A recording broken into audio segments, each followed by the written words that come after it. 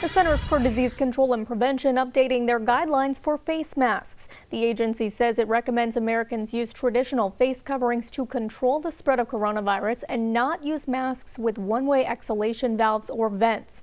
The CDC says one-way valves and vents can allow exhaled air to be expelled, which can result in droplets reaching others and potentially spreading the virus. Cannabis use during pregnancy may increase the odds of autism in babies. Researchers analyzed more than 500,000 births in Ontario from April 2007 to March 2020. The study says women who used cannabis during pregnancy were about 1.5 times more likely to have a child with autism. Researchers note their findings only show an association between cannabis use and autism.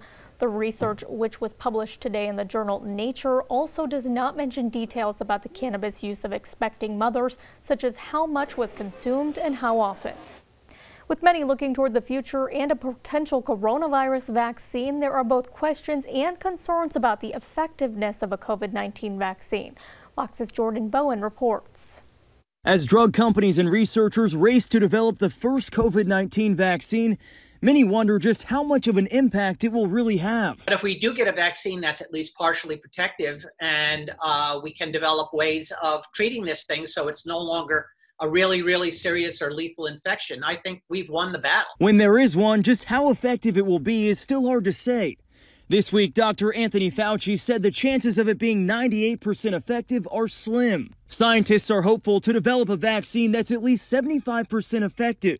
But the FDA has agreed it's willing to accept a safe vaccine so long as it's at least 50% effective. People need to keep their expectations at a level where, if we do manage to do this and develop something that's decent, that'll keep people from dying or getting seriously ill, we've basically won. Though development continues to expand, not everyone is on board. A new Gallup poll shows more than a third of Americans wouldn't get the vaccine if it was free and available today. It's led some to advocate for a vaccine mandate.